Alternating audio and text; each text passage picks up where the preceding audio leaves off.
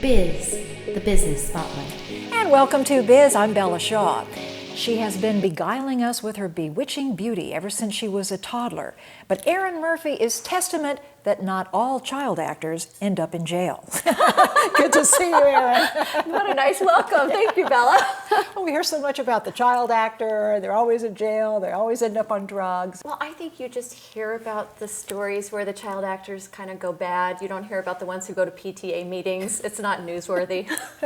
So what are you up to these days? I still act, and I do a lot of hosting, television hosting, and I raise alpacas.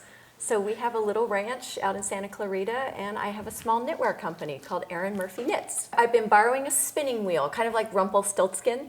So once a year, you shear the alpacas, and then it's spun into yarn, and then I knit little hats and scarves and things. And what's different about the kind of wool that you get from an alpaca? Yeah, well, alpaca fiber is different than wool. It doesn't have lanolin that wool has in it, so it doesn't have the allergens that wool has.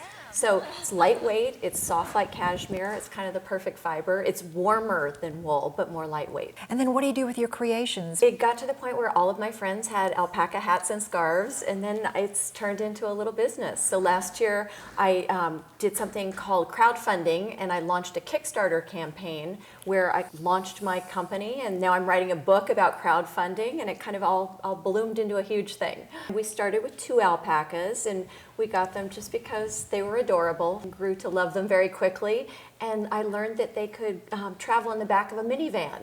So once I knew that it was that easy transporting them, every time my husband went out of town on a business trip, he'd come home and there would be 2 more alpacas in our yard.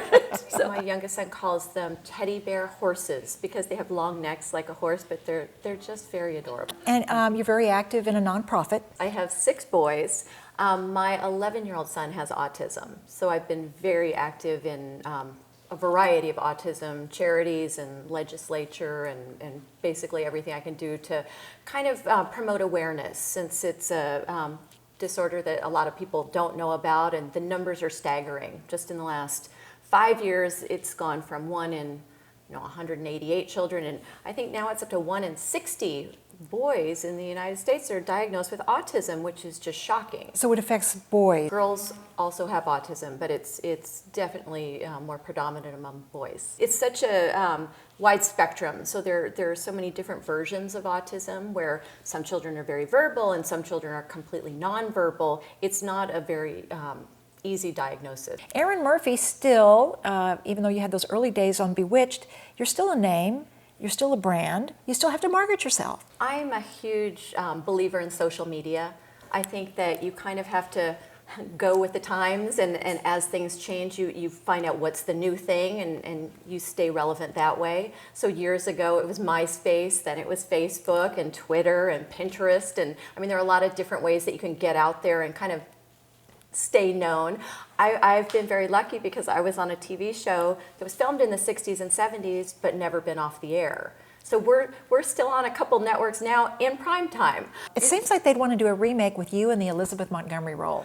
We've talked about it a lot, and it was a decision that I still struggle with because I love the business and I love to work, but I also love picking my children up at school and not having a nanny raise them. So I started out doing infomercials. I worked as a correspondent for the Fox Reality Network, and it was something where I could go in and work for a few hours one day, and I still kind of got my work fix and did what I love to do, but could still be there and volunteer in the classroom and do all those mom things. What are your fond memories of, working and it was different than it is today? I think I was very lucky because I worked on a show with such an amazing cast and crew, and it was so well written, and people still love it. So I have fond memories of working on set, and then the times I'd be with the cast members away from set.